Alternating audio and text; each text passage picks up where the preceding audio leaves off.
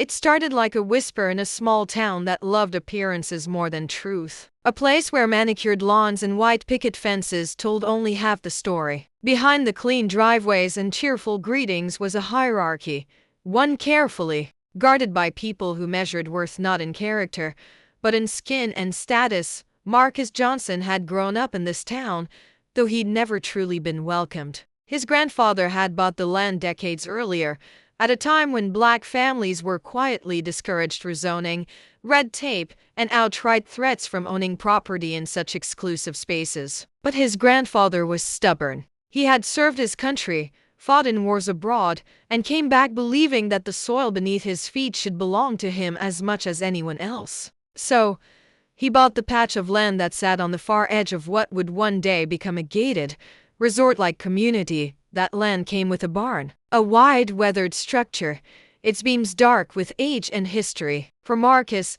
the barn wasn't just wood and nails. It was where he'd learned to swing a hammer beside his father, where his family gathered during storms, where his grandfather told stories late into the night about resilience and dignity. Every corner held a memory. Every splinter in the old wood was part of his family's story. By the time Marcus inherited the property in his late 30s, the town around it had changed. Wealth had crept in like ivy, spreading through lakeside developments, vacation homes, and a sprawling resort that marketed itself as a sanctuary for rest and leisure. The barn stood as an odd survivor, unpolished, unapologetically rustic next to neatly trimmed houses and glistening docks. To Marcus, it was home. To the homeowners association that ruled the area, it was an eyesore. The HOA wasn't just a board of concerned neighbors. It was a machine built on control. Rules about paint colors, mailbox shapes,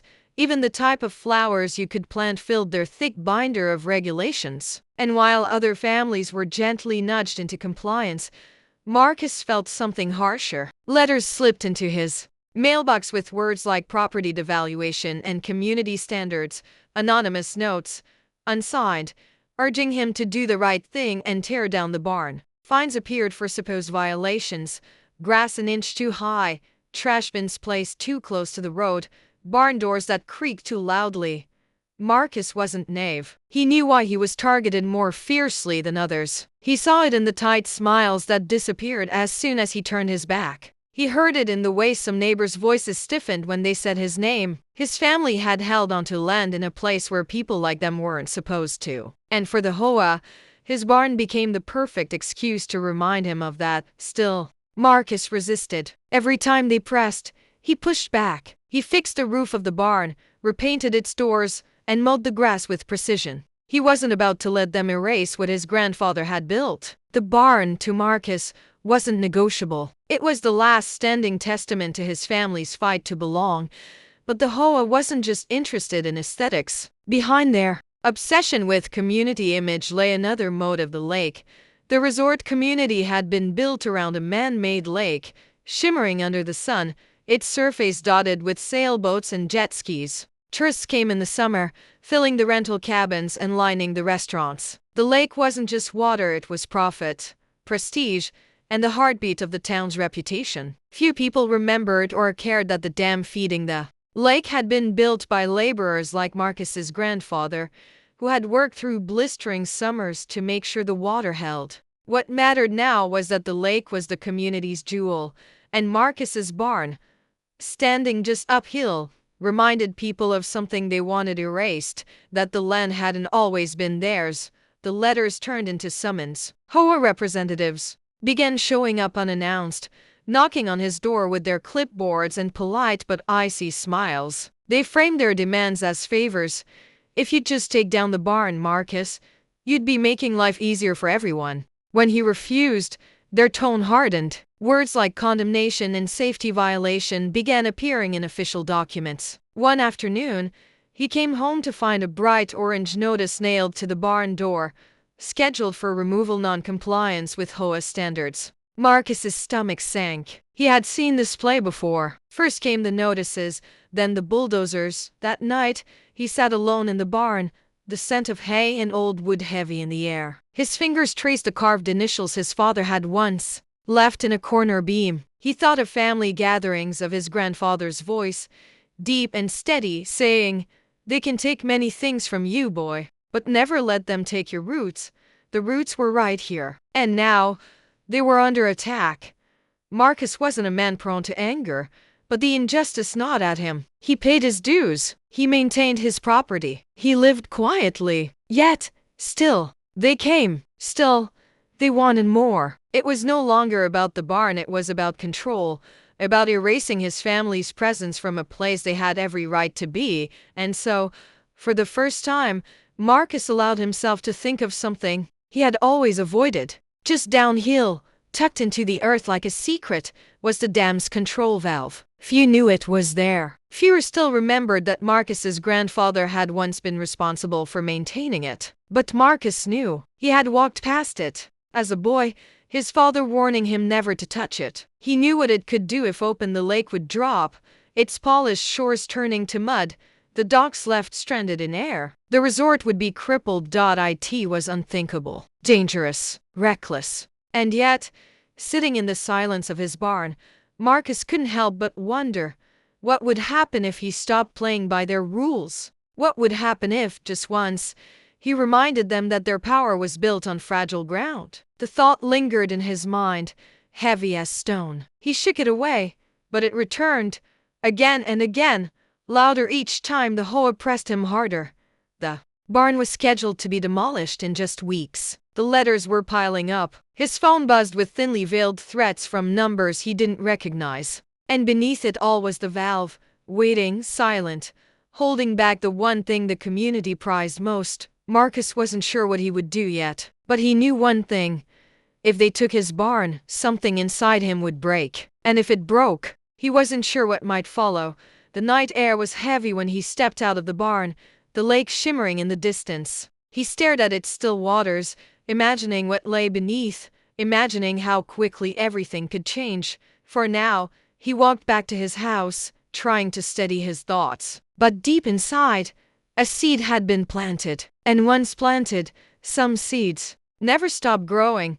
The orange notice didn't just announce a demolition date. It announced an intention. It said, in the clean serif type of official stationery, that some lives are considered collateral for someone else's comfort. Marcus Johnson read it again the next morning, then the next, as if the words might change if he stared long enough. They didn't. The barn was scheduled to be removed. The timeline was precise. The language was clinical. The goal was unmistakable.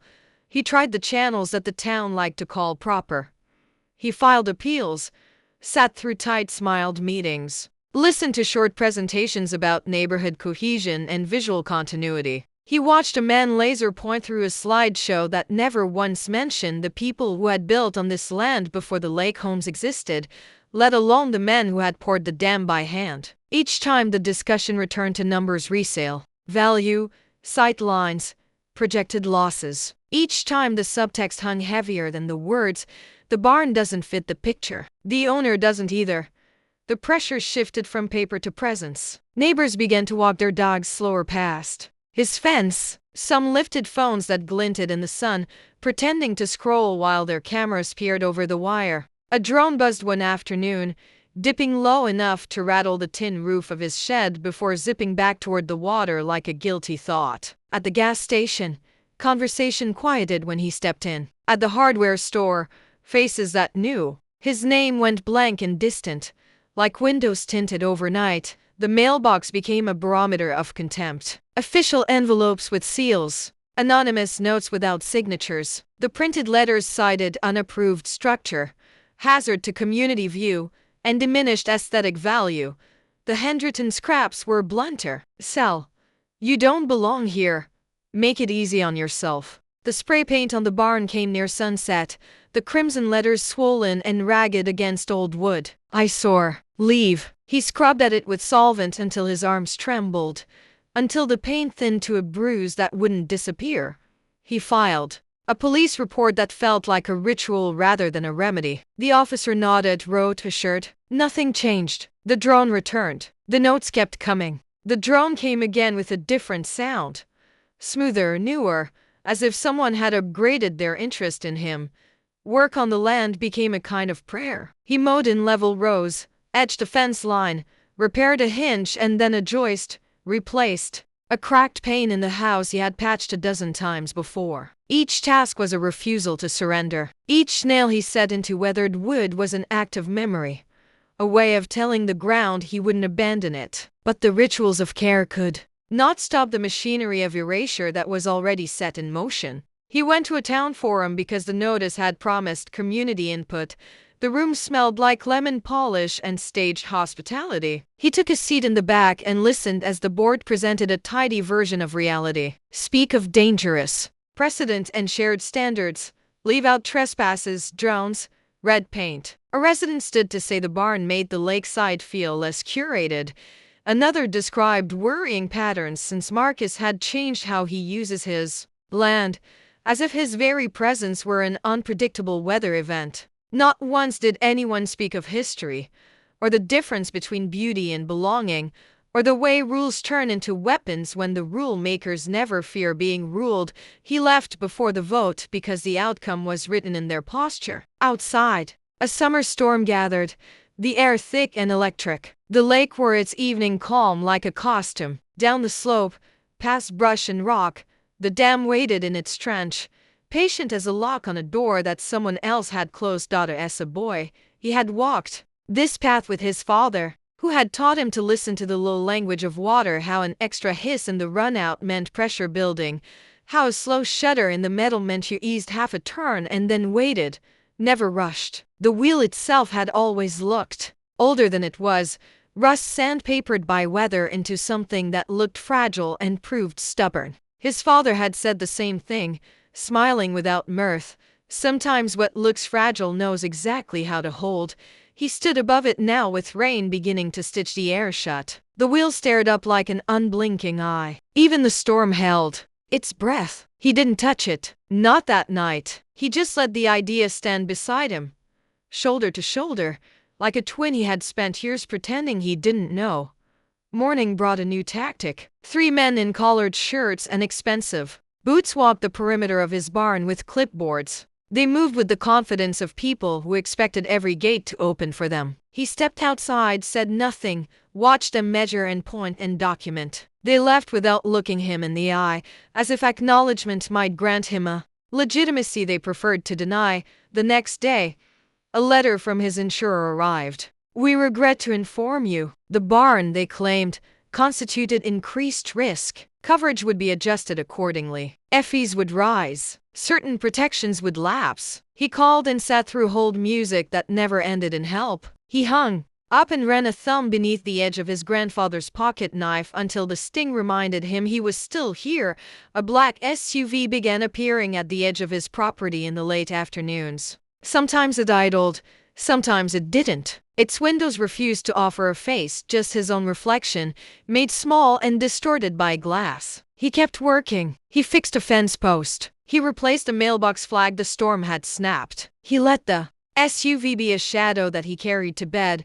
Sleep narrowed to a slit. He would drift and jolt awake, chased out of dreams by the sound of machinery that existed only in the mind until the day it didn't. He walked his land at night with a flashlight, the beam swinging across grass and dirt and the low stone wall his grandfather had stacked by hand. He learned the sounds his place made, the soft scrape of a possum, the startled wing beat of a quail, the pure absence that means someone is there. On the 4th night after the forum, that absence stood on his porch. It left a scorch the size of a boot and a rag wedged into the rail where flame had bitten and failed. The smell of smoke clung to the wood like a verdict. He stamped and doused and stood in the dark with his heart hammering against a rib cage that felt newly borrowed. The police came, took photographs, took notes, took their time. He watched them leave and understood something that didn't require language.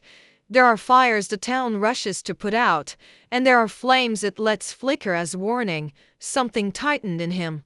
Not like a fist, but like a knot pulled snug. Over time, the knot had threads from every letter, every drone, every look that refused to know him. It had strands from the officer's shrug, from the spray paint scab across his barn, from the way the black SUV made his driveway feel like a stage. That knot sat in his chest and turned from ache to anchor.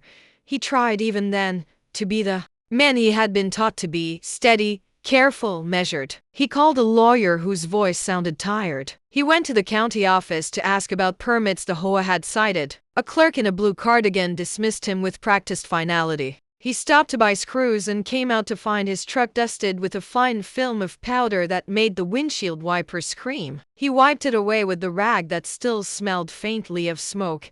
Each day brought a smaller cut designed to bleed him of patience. A citation for trash cans visible from the road. A warning about commercial activity because he sold eggs to a neighbor. A notice that his right-of-way access across a strip of HOA land would be under review, which meant rescinded once the vote was tallied by the same people who kept moving the border of what counted as reasonable.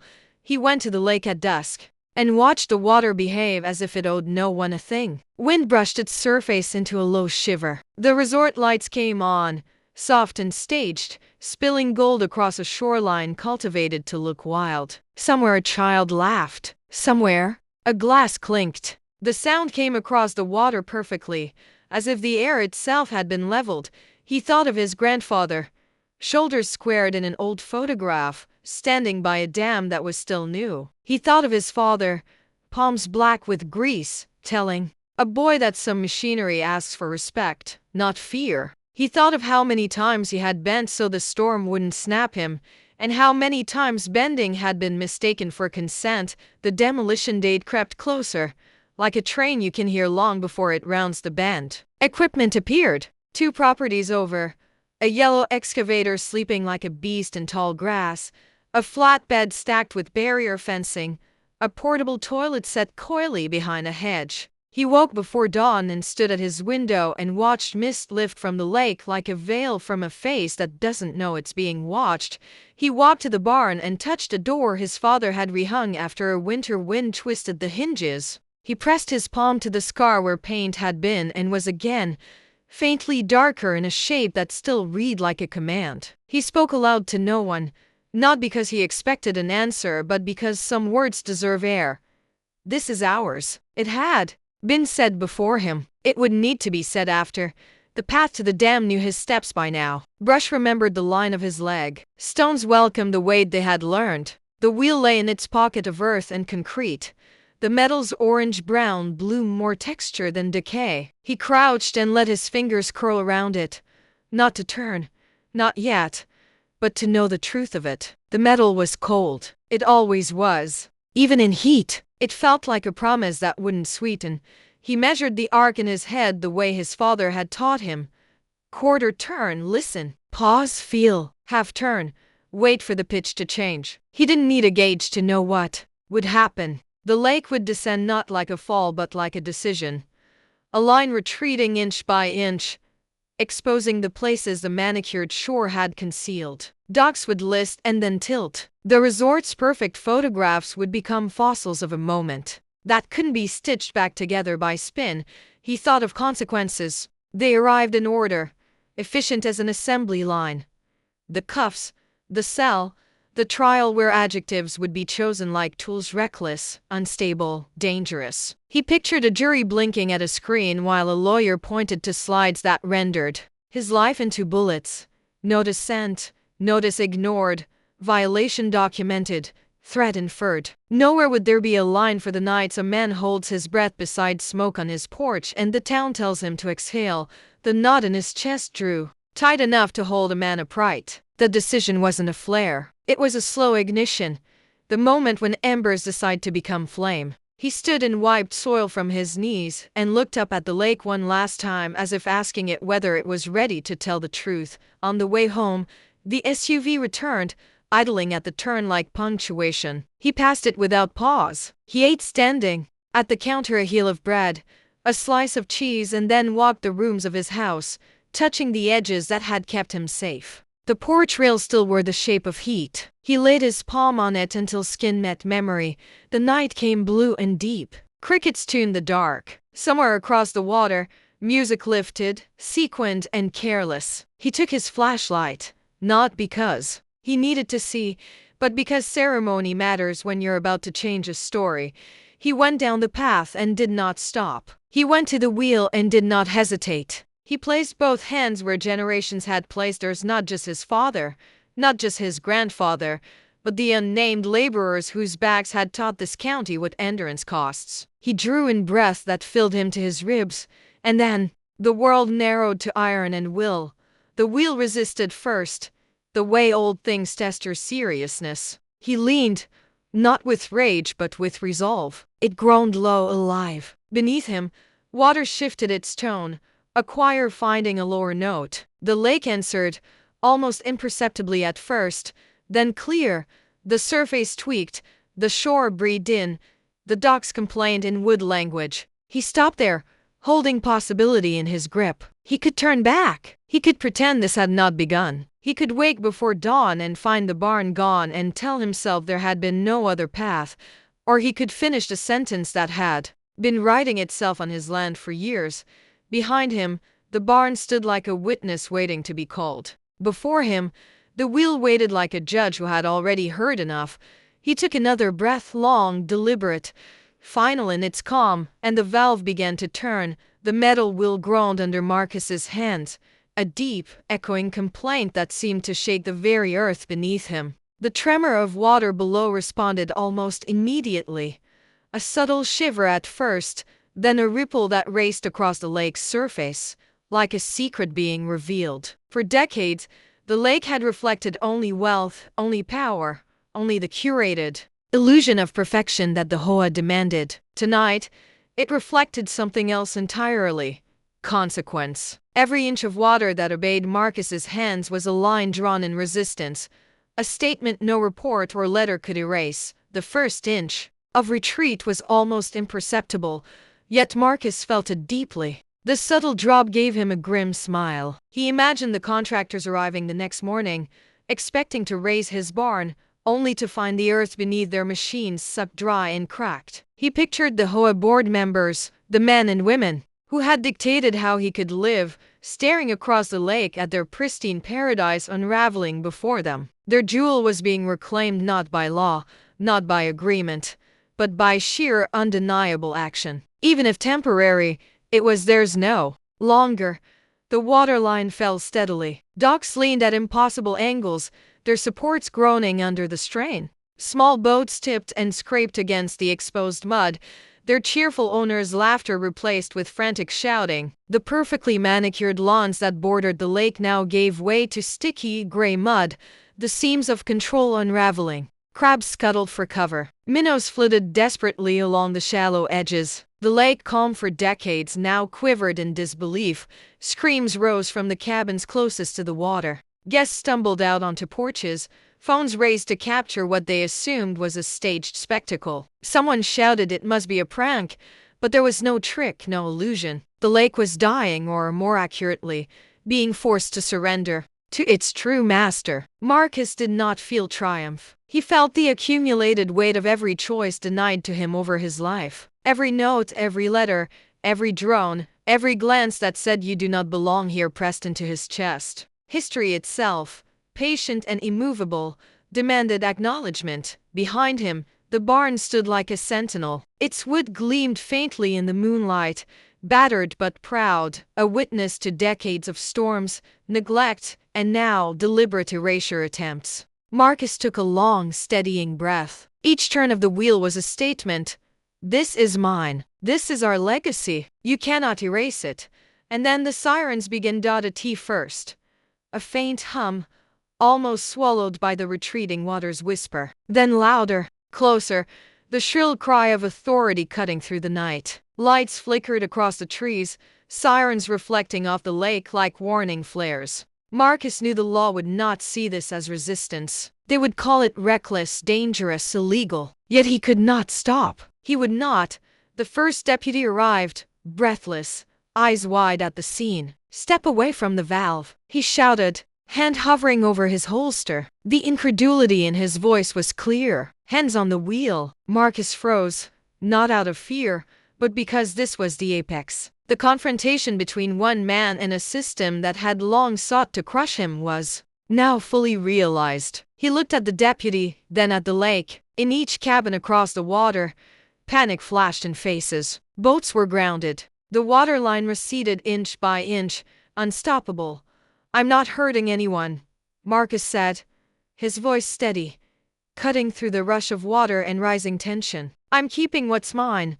The deputies advanced cautiously, but the lake responded to his hands, glinting silver in the moonlight, as if acknowledging his claim. Marcus remembered the letters, the anonymous notes, the trespassing strangers, the spray paint, the officials who refused to see him. The barn, the dam, the lake, they were all symbols now. Symbols of endurance, defiance, and the cost of erasure based solely on the color of his skin. The second deputy arrived, calling for backup. The words were clipped, urgent. Lights reflected off the water's surface, casting dancing shadows across the banks. Guests shouted, waving phones and pointing. Someone had called the news. Another had begun streaming live. Marcus felt the first tendrils of fear, but it sharpened him, made his focus razor-edged. He could not let go until the lake itself had declared its truth.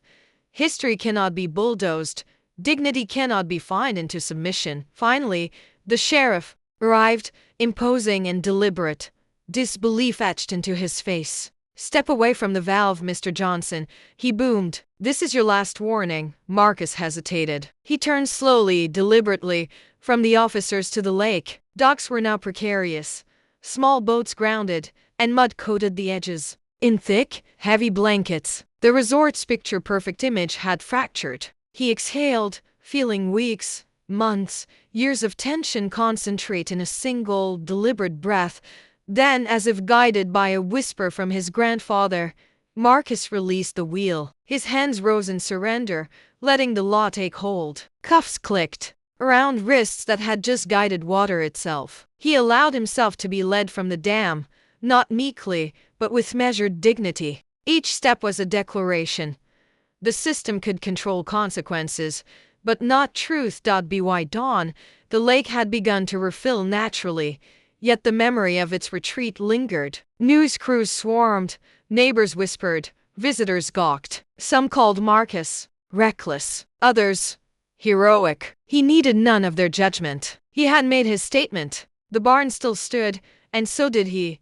Inside the county jail, Marcus reflected on the events. His thoughts were heavy but lucid. The barn, the lake, the dam, they were more than structures. They were reminders that he existed in a world constantly questioning his right to exist. The injustice he faced was systemic, insidious, disguised in civility and procedure. But tonight, he had reminded the town of one truth.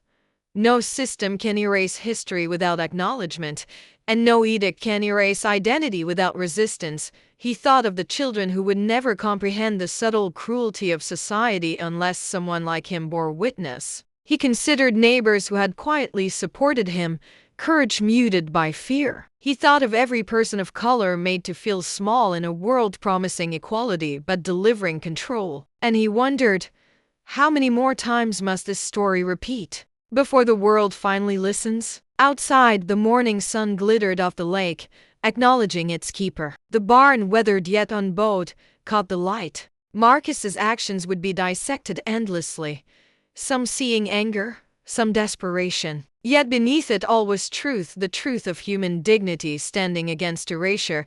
His lawyer arrived mid-morning. "The charges are serious," she said softly. Marcus nodded. He would not minimize his actions. They had been deliberate, measured, morally imperative. If the courts could not see the systemic abuse pushing him to this, the world could. And perhaps that visibility was the first step toward accountability.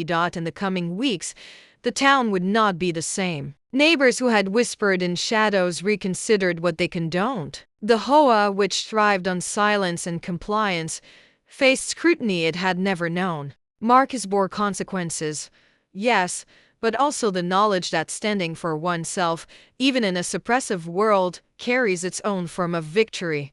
Marcus's story is more than a barn or one man. It is the story of countless lives measured against arbitrary standards, identities policed under the guise of rules. It is about courage in the face of systems blind to injustice. And it is about history demanding recognition, whether people want it or not.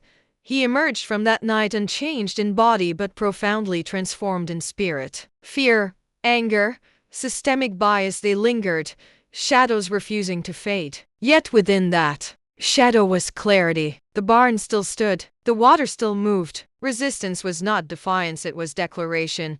Walking through the quiet town, Marcus saw neighbors murmuring, expressions a mix of curiosity, fear, awe. Some whispered apologies for unspoken complicity. Others silently acknowledged the courage it took to stand alone. Some, most comfortable in their power, remained obstinate, hoping the memory would fade. But Marcus had started something irreversible.